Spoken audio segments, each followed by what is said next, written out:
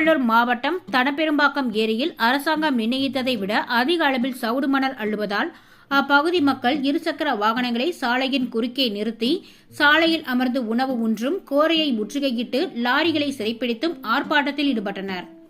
திருவள்ளூர் மாவட்டம் தடப்பெரும்பாக்கம் ஏரியானது 130 ஏக்கர் பரப்பளவு கொண்டது. இந்த ஏரியை சுற்றி மாலிவாக்கம், ஆமூர், தடப்பெரும்பாக்கம், சிங்கிலிம்பேடு 5 கிராமங்களைச் சேர்ந்த விவசாயிகள் நீர்ப்பாசனத்திற்காக இந்த ஏரியை நம்பித்தான் உள்ளனர். இந்த நிலையில் ஏரியில் எண்ணூர் முதல் சேலம் விரிவாக்க சாலை பணிக்காக NSPR ஆந்திர மாநிலத்தவருக்கு ஒப்பந்தம் போடப்பட்டு திருவள்ளூர் மாவட்ட ஆட்சியரிடம் முறையாக அனுமதி பெற்று 10 வீல் கொண்ட 14 லாரிகள் 2 JCB இயந்திரங்களை கொண்டு சவுடு மணல் அரசு நிர்ணயித்த 3 மீட்டர் அளவு தொலைவில் அள்ளி சாலை விரிவாக்க பணிக்காக பயன்படுத்தி வந்த நிலையில் உள்ளூர் லாரி உரிமையாளர்கள் சட்ட விரோதமாக ஆளுங்கட்சியினரை சேர்ந்தவர்கள் 12 வில் லாரிகள் 100க்கும் மேற்பட்ட லாரிகளை கொண்டு வந்து சட்ட விரோதமாக சவுடு மண் அரசு நிர்ணயித்த 3 மீட்டர் அளவை விட 7 மீட்டர் அளவிற்கு சவுடு மணல் அள்ளி செல்கின்றனர். தனியார் தொழிற்சாலைகளுக்கும் கட்டுமான பணிகளுக்கும் சவுடு மணல் ஒரு லோடு 15,000 ரூபாய் வீதம் விற்கப்படுகிறது. இதனை அடுத்து அப்பகுதி மக்கள் திடீரென இன்று காலை இருசக்கர வாகனங்களை சாலையின் குறுக்கே அமைத்து அங்கேயே உணவு உன்றும் லாரிகளை சிறைப்பிடித்து கோரையை முற்றுகையிட்டனர்.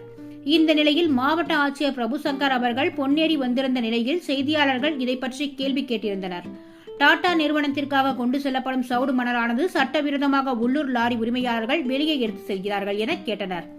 உடனடியாக அவர்கள் மீது உரிய நடவடிக்கை எடுக்கப்படும் என தெரிவித்திருந்த நிலையிலும் இதுவரையிலும் எந்த அதிகாரிகளும் இதனை தடுக்கவில்லை என்பதை ஒரு குற்றச்சாட்டாக உள்ளது.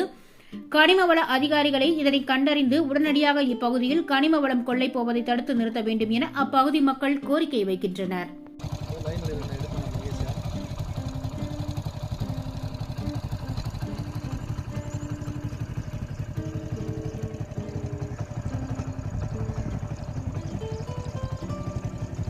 எதுக்கு தலைவா?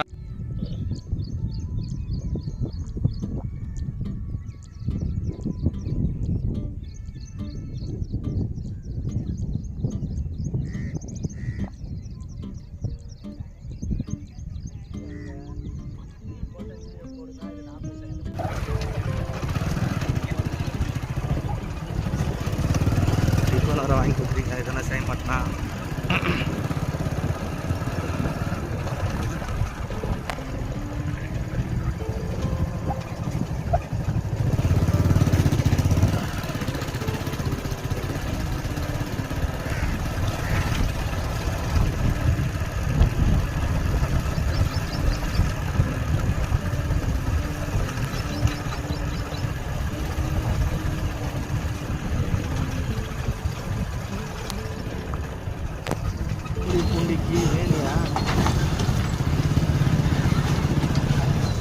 பொறுமையாக ஒழுக்கம்